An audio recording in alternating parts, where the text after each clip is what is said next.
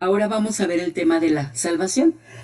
Entonces vamos a empezar por definir qué es la salvación.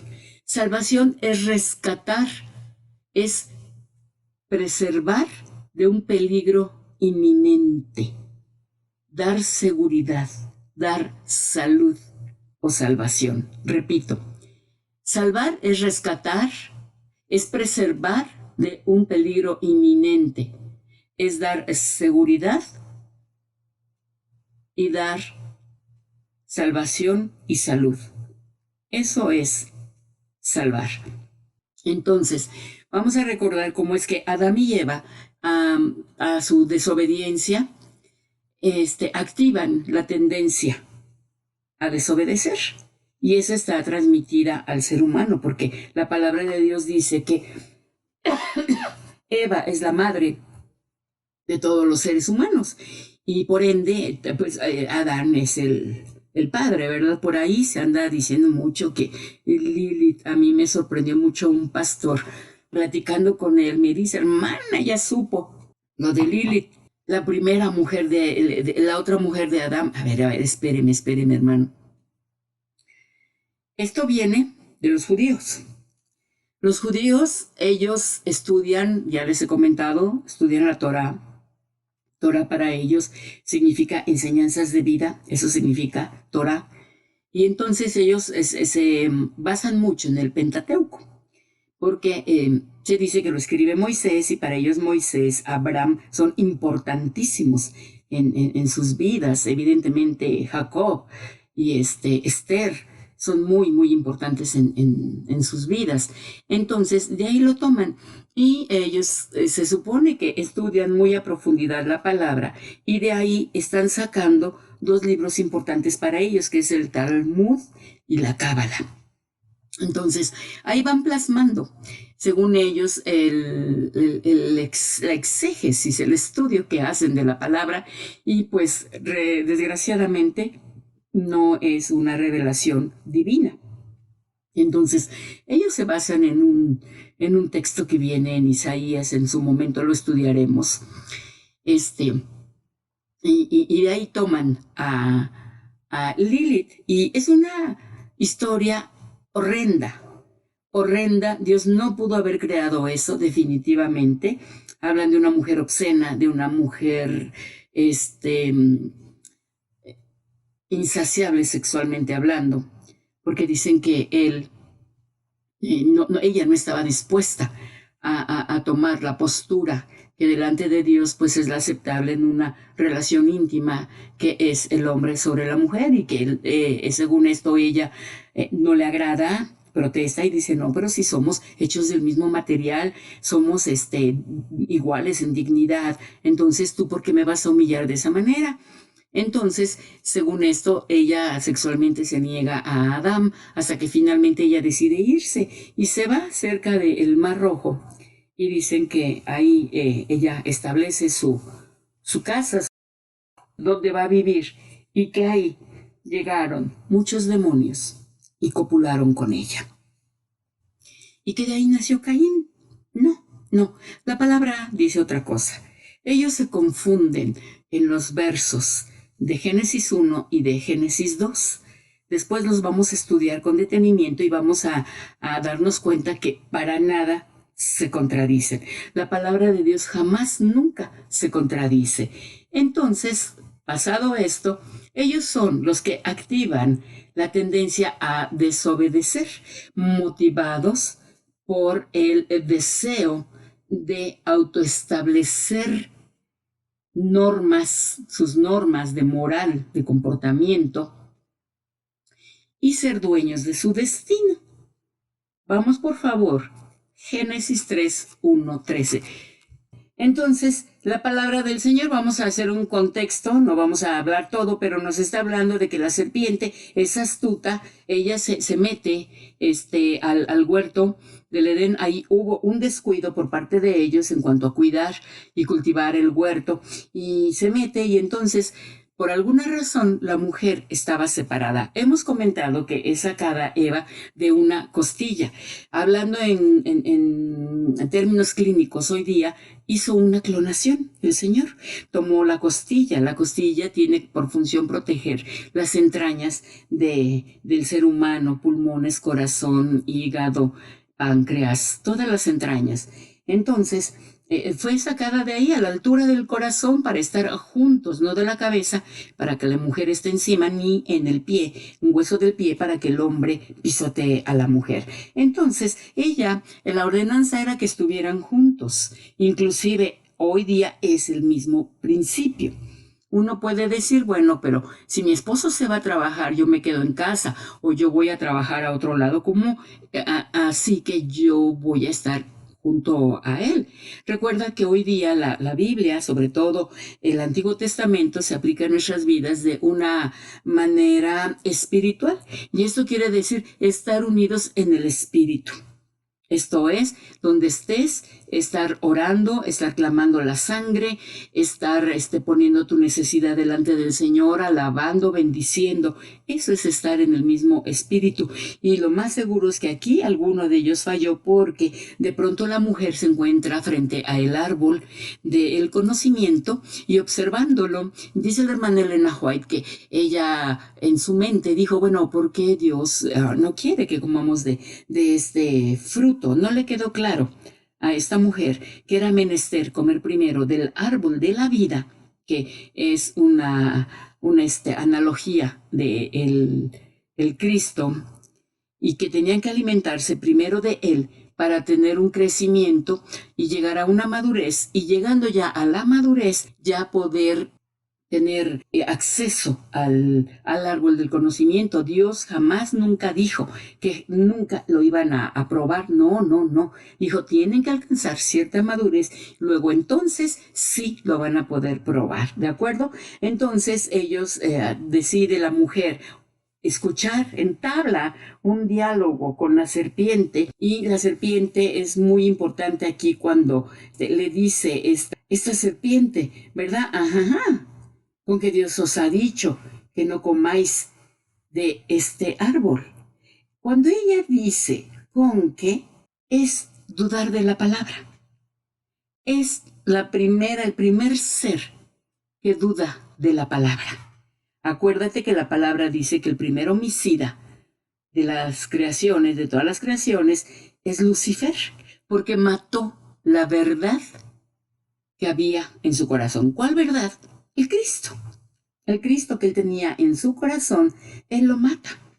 Y él dice, no, yo puedo, con lo que conozco de la palabra, con eso puedo conducir mi vida. Y hay mucho cristiano que eso dice. A mí, ¿qué me viene a decir este hombre, esta mujer, quien está al frente, compartiendo la palabra? ¿Cómo hago esto? ¿Cómo hago lo otro? Yo ya sé, estoy grandecito, ya sé cómo conducirme, como esto. Sí, es orgullo, meramente orgullo. Entonces, Dios nos ayude. Y la mujer le responde, bueno, no, pues podemos comer de todo árbol, ¿verdad? Y de la vida, solo de este no. Dice, pero ¿sabes qué pasa? Lo que ocurre es que Dios es un Dios egoísta, porque bien sabe Él que el día que tú comas de esos, van a ser como dioses. Escucha, dioses plural y en diminutivo. En otras palabras, ídolos. Y sí, porque si nos analizamos, el centro del orgullo soy yo. Por eso se llama egoísmo, el ego, el yo. Entonces, vamos a tener que ver esta cuestión de que esta mujercita se dejó llevar y entonces está frente al árbol y dice que la serpiente le dice, mira, es un Dios egoísta, pero no hay problema. Te voy a mostrar algo. Fíjate que yo comí de este árbol. La hermana White dice que la serpiente estaba encaramada en una rama y que estaba comiendo ese fruto y que comía horrible con el hocico abierto y que escurría una baba pestilente de su boca. Y entonces dice, ¿a poco me he muerto? Claro que no.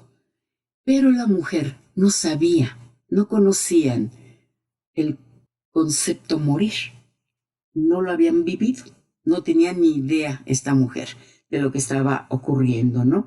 Entonces, ella dice, está bien, estaba ahí frente al árbol. Y dice la palabra que la mujer vio que el árbol era bueno para comer, que era agradable a los ojos y el árbol codiciable para alcanzar la sabiduría. Entonces, aquí, si analizamos qué fue lo que la movió a esta mujer, la codicia por la sabiduría, la avidez por saber qué es esto, qué es aquello.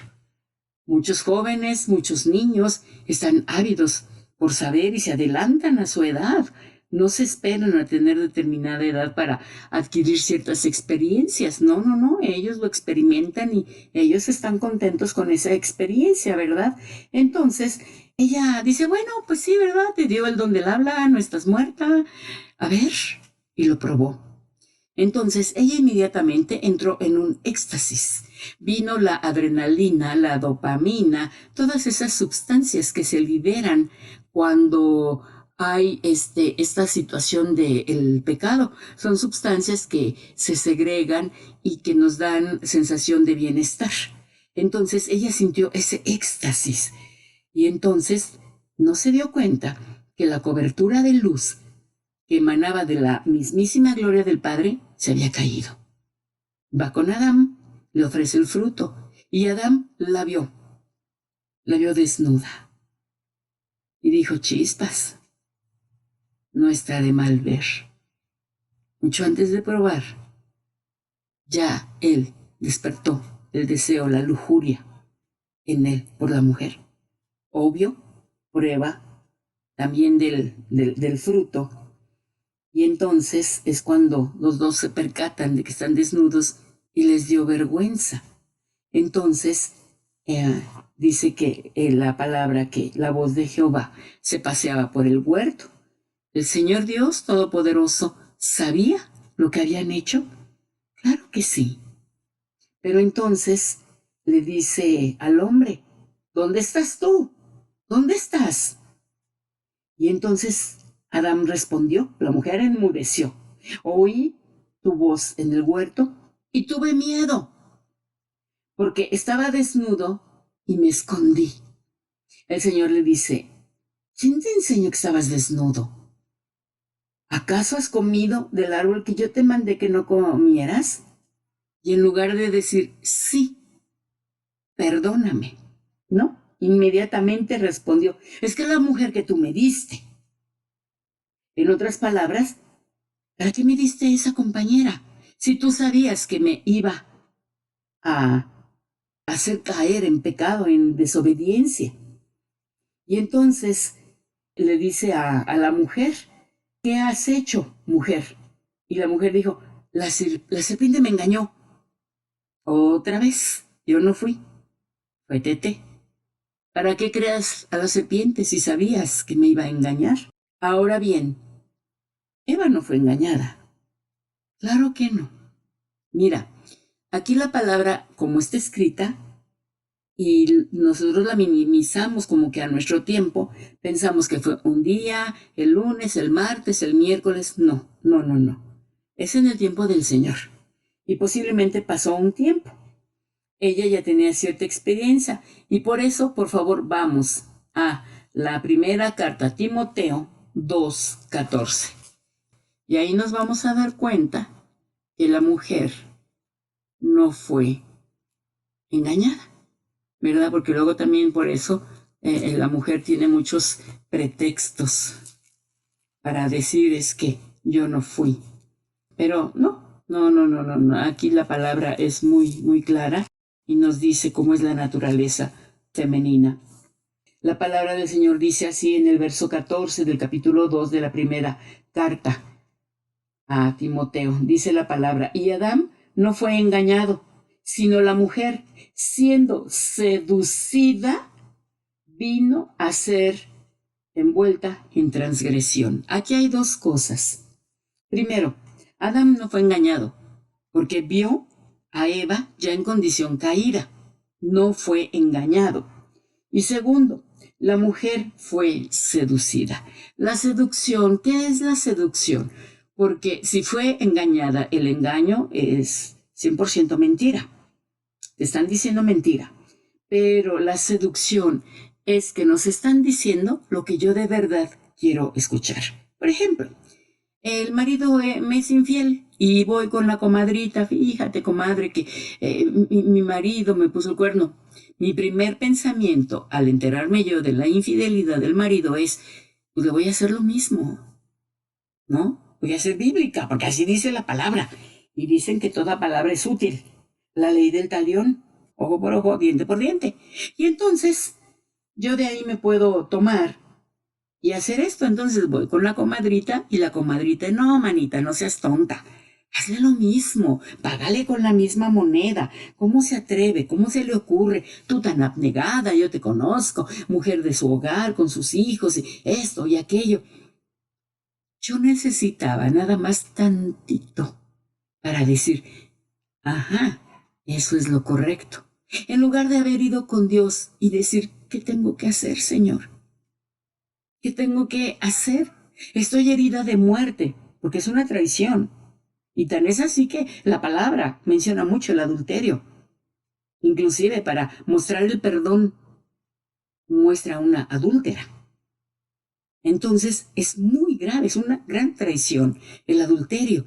Entonces, Dios no me va a decir eso. Lo primero que me va a decir Dios es, ¿sabes qué? Perdona, bendice. ¿Pero cómo, Dios? Sí, es lo que te corresponde.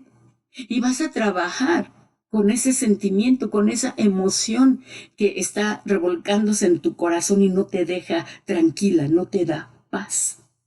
Entonces, yo tengo que hacer eso, porque acuérdense que tengo la tendencia a desobedecer la palabra, precisamente por esta herencia. El Señor dictamina una maldición en cada uno de ellos. Al hombre, ¿verdad? Dice que va a trabajar y que con el sudor de la frente la tierra le va a dar de su fruto, con mucho esfuerzo. Y los que saben del campo, sí, saben que es muy, muy difícil la vida del campo. A la mujer le dijo que va a multiplicar sus dolores en sus preñeces, y a la serpiente le dice, vas a arrastrarte por toda tu vida, ¿no? Le quita las patitas que tenía, que ya está comprobado científicamente. Entonces, es esto, que la mujer decide desobedecer y ahí se activa esta tendencia a la desobediencia. Ahora bien, ¿qué es el pecado? El pecado es el poder que se opone a Dios. Poder que se opone a Dios. Y entonces, aparte de que es poder que se opone a Dios, está considerado como una falta. Esto de falta quiere decir un error o una infracción al reglamento. Está también considerado como iniquidad. Y la iniquidad es un pecado repetido. También es una gran perversidad. La iniquidad es cuando yo perfectamente sé que voy a dañar, que voy a hacer un gran daño. Porque con el pecado de pronto yo digo, bueno, una mentira blanca. No, no pasa nada, no es para proteger a alguien. No, no tiene una pequeña mentirita, un pequeño robo, no es tan grave. Eso pensamos, pero claro que sí es grave. Pero ya la iniquidad es que me perdonan y volverlo a hacer. Que de antemano ya yo sé que no es correcto hacerlo y sin embargo lo hago. Y, les repito, sé de antemano que voy a causar un gran daño y eso no me detiene para llevar a cabo una iniquidad. También el pecado es considerado como rebelión. Como rebelión, eso lo vimos en la apostasía, que es actuar en contra de la autoridad. Entonces, imagínate juntando todo esto. ¡Wow! ¿Cuánto ofendemos al Señor con el pecado? La palabra del Señor nos dice, vamos por favor a la primera carta de Juan 3:4. Dice la palabra del Señor: cualquiera que hace pecado traspasa también la ley, pues el pecado es transgresión a la ley. ¿A cuál ley? A la ley de Dios, a los mandamientos de Dios. Esa es el pecado, transgredir los mandamientos del Señor, ¿verdad? Y dijimos que 10, pero encapsulan todo el aspecto de mi vida, y si los queremos ver uno a uno, pues leamos Deuteronomio, Levítico. Inclusive todavía el Señor Jesús nos da mandamientos, en total son 613, y que los faltamos, y eso es una transgresión. Entonces, ¿qué nos deja el pecado? Porque no nada más es así, ¡ay, me porté mal! No, hay consecuencias, evidentemente, para la persona que ofendemos, porque normalmente cuando pecamos es que ofendemos a alguien, ¿verdad? O a varios. Entonces, esto lo vamos a ver en Génesis capítulo 3, verso 10. Aquí está la respuesta de las consecuencias del pecado a manera personal. Son unas de las consecuencias, ¿eh? No es todo, no. Esto va más allá. Algo que tenemos que tener muy presente es que Dios perdona pecados, pero no perdona consecuencias. No nos va a solapar el Señor. Y la palabra del Señor dice así, en el capítulo 3, verso 10 de Génesis. Y respondió Adán: oí tu voz en el huerto y tuve miedo, porque estaba desnudo y me escondí. Aquí está la respuesta. Causa temor, porque estaba desnudo, vergüenza, y me escondí. Causa culpa, desnudez. Eso es lo que ocasiona el pecado. Culpa, vergüenza, desnudez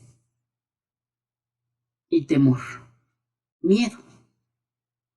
De pronto vemos en la palabra que dicen que el temor a Jehová, ¿verdad?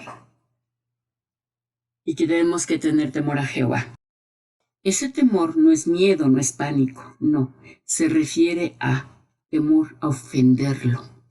Es muy diferente a este miedo que se siente, ¿no? De que me descubran. Y esto, pues, es consecuencia de que cuando hacemos algo mal, así nos sentimos, nos roba la paz. Y pues no tendría que haber razón, ¿verdad? Sin embargo, pues nos gusta hacerlo. ¿Qué otra consecuencia del pecado, aparte de todo esto? Me separa de Dios. Cuando yo peco, la primerititita consecuencia es mi separación de Dios. Vamos a leer Isaías 59:2. La palabra del Señor dice: mas vuestras iniquidades han hecho división entre vosotros y vuestro Dios, y vuestros pecados han hecho ocultar su rostro de vosotros para no oír. ¡Guau! Nos separa, no nos va a escuchar. Así me postre en el altar, porque acuérdense que estamos hablando de personas cristianas, y esté ahí derramándome en lágrimas, Él no me va a escuchar, porque aquí lo dice muy claro, ¿verdad? Que el Señor va a ocultar su rostro de mí, y que mis pecados, mis iniquidades, ponen división entre Él y yo. Entonces me está separando de Dios el pecado. Entonces imagínense, el pecado también engendra muerte. Por favor, carta de Santiago 1:15. La palabra del Señor dice: y la concupiscencia, después que ha concebido, pare el pecado, y el pecado, siendo cumplido, engendra muerte. Aquí nos está hablando de que la concupiscencia, o sea, mi pecado, mi inclinación, mi deseo, que está gestada en mi pensamiento, después de que ha concebido en mi corazón, se convierte en deseo, en sentimiento, dice que pare el pecado.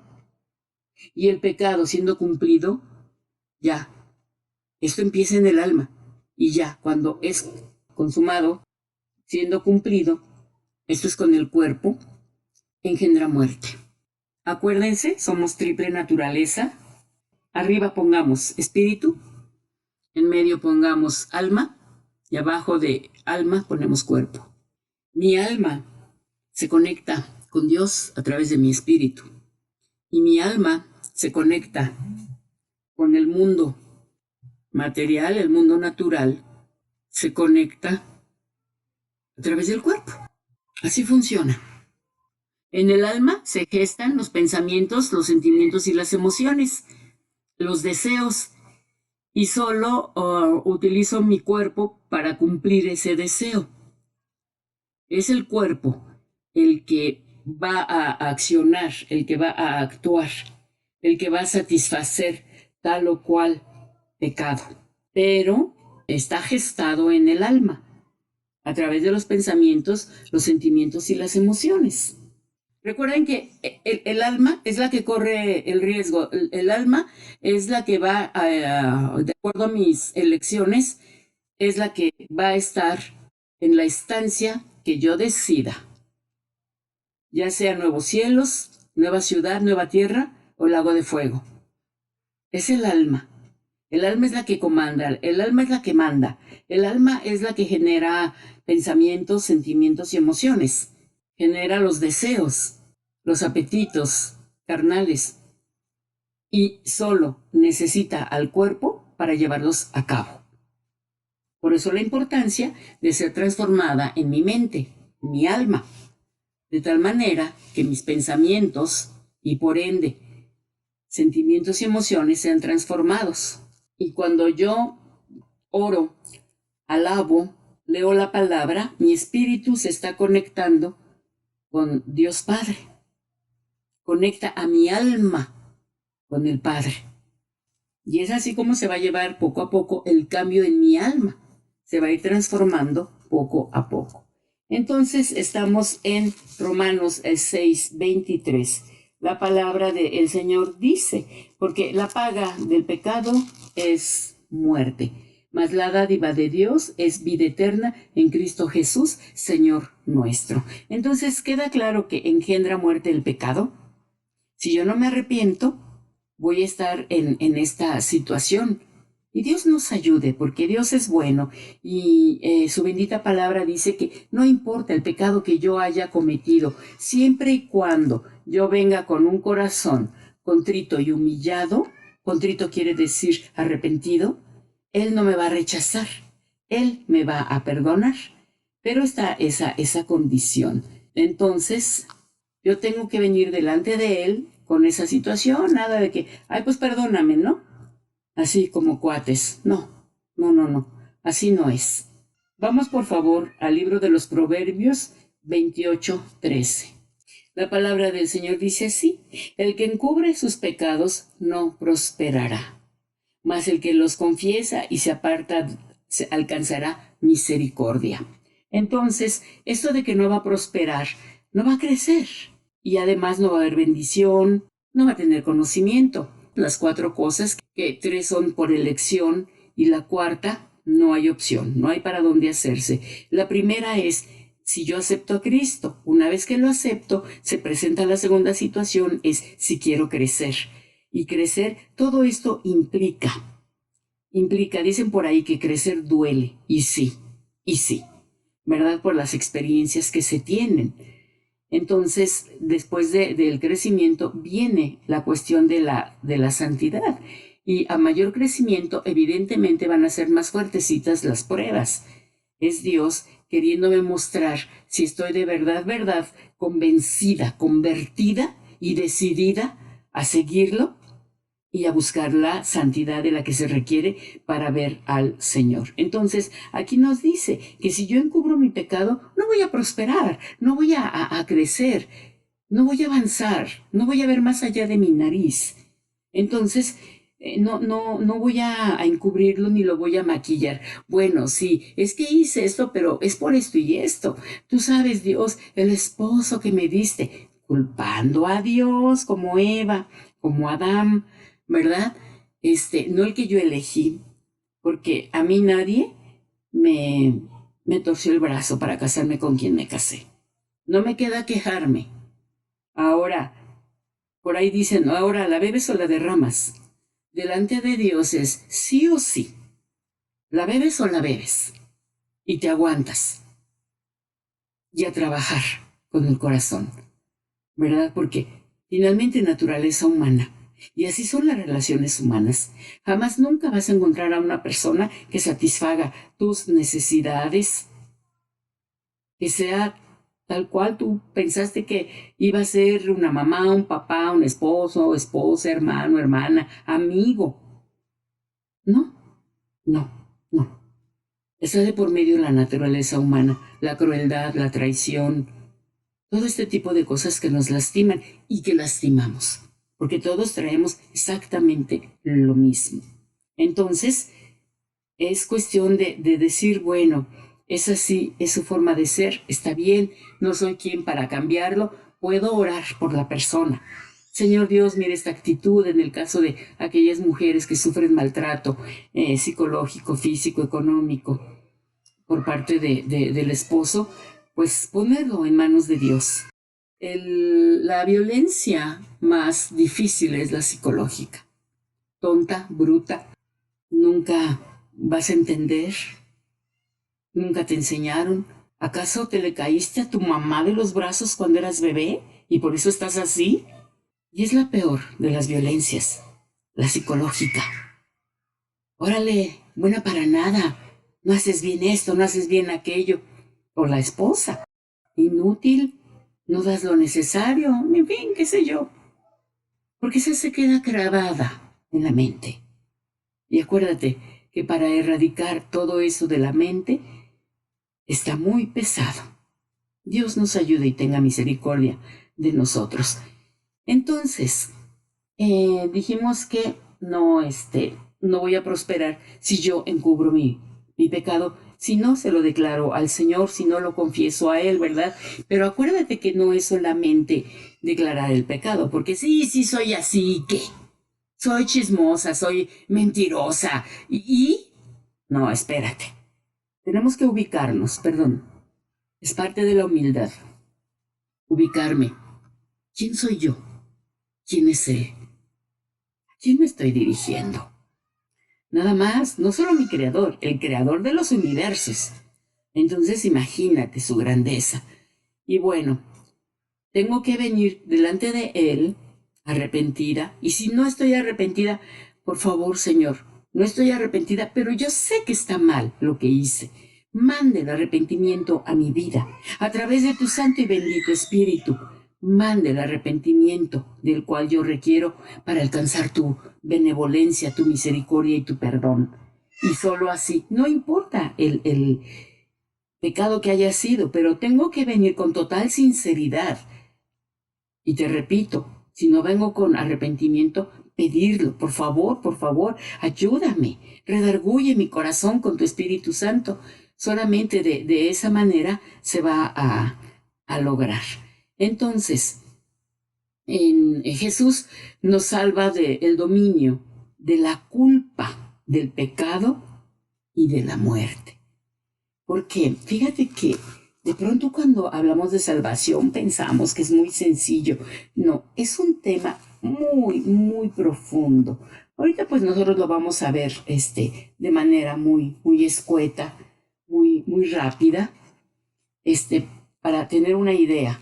Acuérdense que pues tenemos que compartir a Cristo y tenemos que saber, conocer el producto que estamos ofreciendo. Una persona que es vendedora, que es comerciante, no, olvídate. ¿Qué te dice marchantita?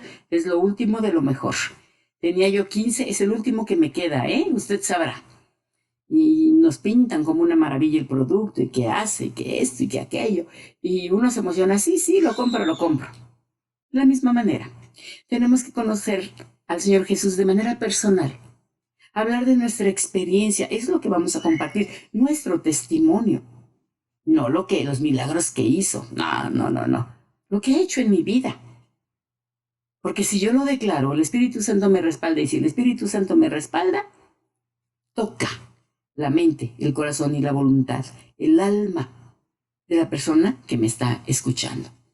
Entonces estamos en Romanos 8, capítulo 8, verso 2. La palabra del Señor dice así: porque la ley del Espíritu de vida en Cristo Jesús me ha librado de la ley del pecado y de la muerte. ¡Wow! ¿Cuál es la ley del pecado? Toda alma que pecare, ésta morirá. Y la paga del pecado es muerte. La muerte eterna. ¿Qué es muerte? Es separación. Es la separación del Padre eterno. Entonces, de eso me está librando el Señor Jesús. No solamente de mis pecados, no solamente me está limpiando, me está restaurando, me está librando de la ley del pecado y de la muerte.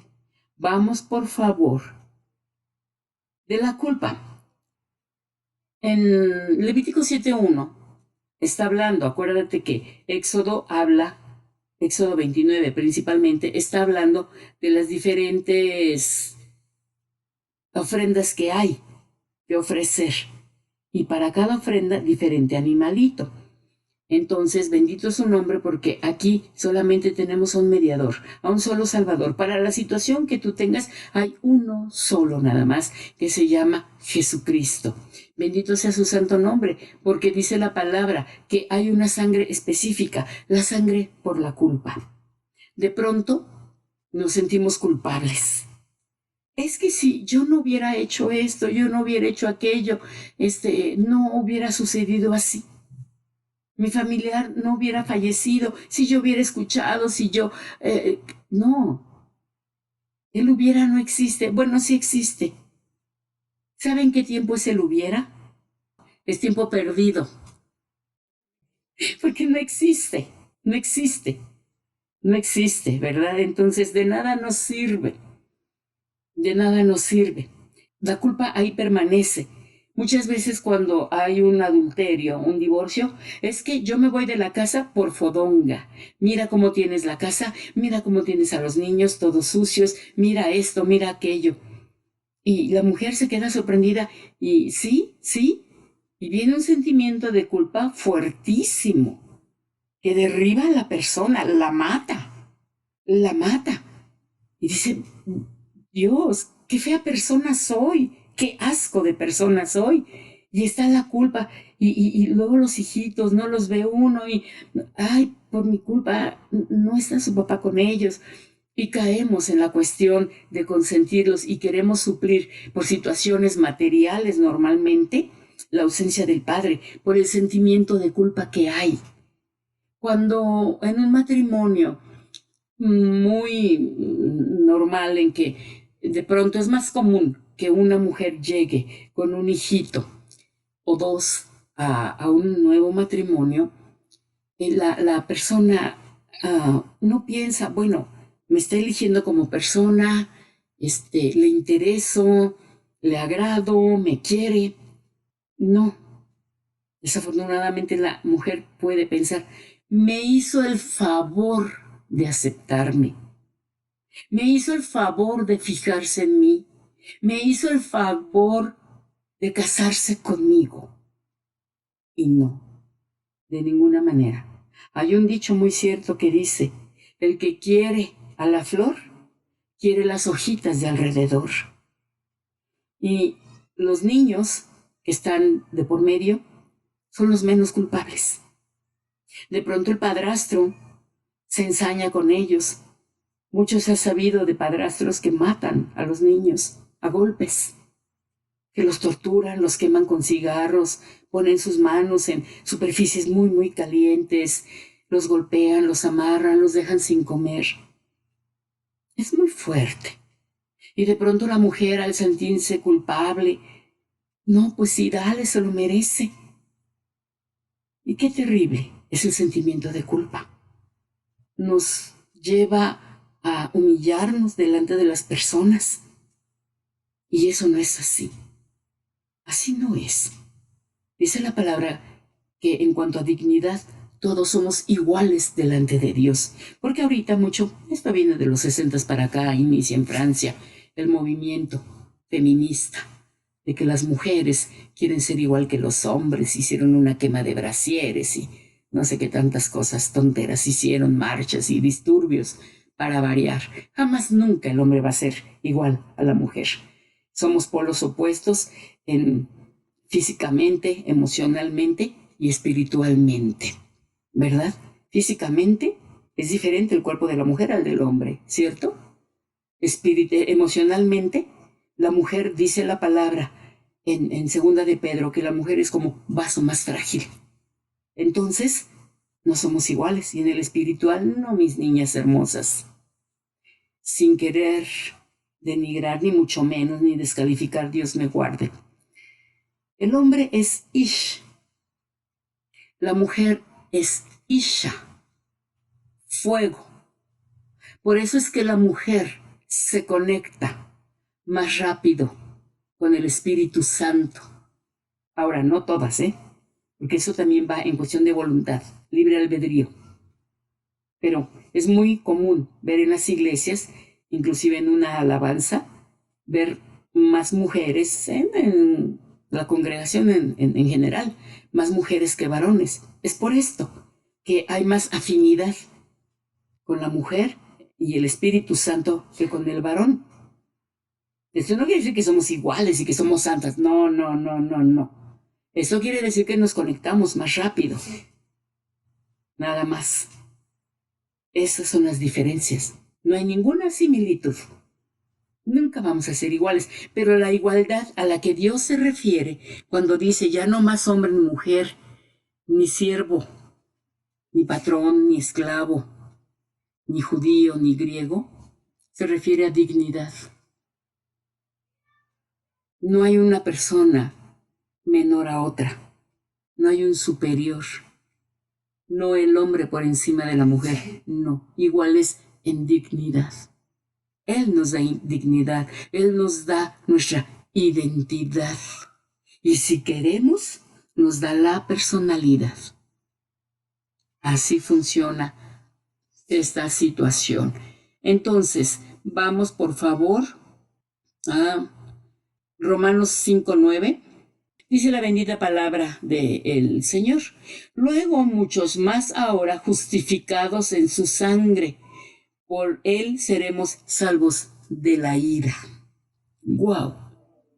Dice justificados. La palabra de Pablo, si ustedes se dan cuenta, en sus cartas se refiere y a los santos, a los justos. No es porque tú y yo seamos justos, no, no, de ninguna manera. Esto se refiere a que somos justificados de nuestros pecados, maldades e iniquidades delante del Padre, a través de Cristo Jesús, alabado sea su nombre. Es por esto, no que seamos justos, por Dios, por favor. Claro que no, no es eso. Entonces dice que por él seremos salvos de la ira. Vamos a la carta a los Tesalonicenses 1:10. La palabra del Señor dice, y esperar a su Hijo de los cielos, el cual resucitó de los muertos, a Jesús, el cual nos libró de la ira que ha de venir. En otras palabras, de la gran tribulación. De eso nos va a librar. Hay muchos pastores hoy en día que están diciendo que la congregación se prevenga con víveres, principalmente enlatados, porque viene la ira de Dios. No, no, no. Aquí es muy clara. Nos libró de la ira que ha de venir. ¿Cuál es esa ira? La ira de Dios. De eso nos está librando. De eso nos va a librar. Pero hay un precio que pagar. Gratuita solamente la salvación. Crecimiento y santidad, hay que pagar precio. ¿Cuál precio? Negarnos a nosotros mismos. Ese es el precio que hay que pagar. Tratar de desmantelarnos de esta naturaleza pecaminosa que va en contra de Dios, rebelde, orgullosa, negativa, rencorosa, envidiosa, egoísta y todas las obras de la carne habidas y por haber. Eso es lo que tenemos. Entonces, ¿queda claro de qué nos va a librar? De la muerte, de la ira del Señor. Juan 8:34, por favor, dice la palabra del Señor. Jesús les respondió: de cierto os digo, que todo aquel que hace pecado es siervo del pecado. En otras palabras, nos está salvando de la esclavitud del pecado, porque aquí lo dice muy claramente, que todo aquel que hace pecado es siervo, es esclavo del pecado. Para reafirmar, vamos a Romanos 6:16. La palabra del Señor dice: ¿no sabéis que a quien os prestáis vosotros mismos por siervos para obedecerle, sois siervos de aquel a quien obedecéis, o del pecado para muerte, o de la obediencia para justicia? Creo que aquí está muy claro. Nos está librando de esa esclavitud. Y sin embargo, nosotros nos empeñamos en las mismas actitudes, en los mismos comportamientos. No cambiamos. Nos seguimos sometiendo a esclavitud. Es lo que me gusta, es lo que me agrada. Y aquí dice muy claro, una de dos, o para el pecado, para muerte, o bien esclavo de la obediencia, para justicia. Salvación. De eso nos está librando, de esa esclavitud. Nada más que hay una situación, acepto yo esa libertad. No sé si se han dado cuenta, pasa algo curioso con los elefantes, en determinado momento también con los caballos. Y un elefante, desde pequeñito, lo acostumbran que le atan la patita y clavan una estaca en el piso y sostiene al elefantito, no se puede mover fácilmente y ya sabe que se queda quieto. Y ahí se queda. Ya crece al enorme, monumental que crece. Al sentir en la cadena, no se mueve de ahí. No se da cuenta que basta con jalar tantito de su pie para deshacer esa atadura que lo detiene. Y así somos tú y yo. Es algo tan sutil para nosotros esa pseudoesclavitud, ¿verdad? Porque nos sometemos porque queremos, por convicción. Es mi pecado favorito, es lo que me agrada hacer. Y nosotros solitos nos sujetamos, nos sometemos a ese pecado y no permitimos que la libertad a través de Cristo Jesús nos haga libres de esa situación, ¿verdad? ¿De qué más nos salva? Vamos a la carta a la iglesia de Galacia, Gálatas 3:13. Dice la palabra: Cristo nos redimió de la maldición de la ley, hecho por nosotros maldición, porque escrito está: maldito cualquiera que es colgado en el madero. Él prefirió hacerse maldición por amor a ti y a mí. Porque hemos dicho que ¿cuál sería lo más humillante para cualquier ser humano? ¿Cómo que creen? Yo digo que desde mi punto de vista, lo he planteado en otros lados y así me lo han hecho saber, que nos presenten desnudos en público. Eso sería lo más humillante para nosotros. Y entonces, Él fue crucificado. Y normalmente las figuras, las imágenes que nos ponen de Él, ponen a un varón, ¿verdad? Y con un manto a la altura de los lomos. Los lomos es la parte procreativa, el aparato reproductor del varón. No, fue el crucificado desnudo. Porque acuérdate que la crucifixión era para los peores pecadores, para los más perversos, para los más bajos, los más viles, y eso es lo que ellos decían que se merecían. Entonces, por eso Él se hizo maldición por ti y por mí. Bendito su santo nombre.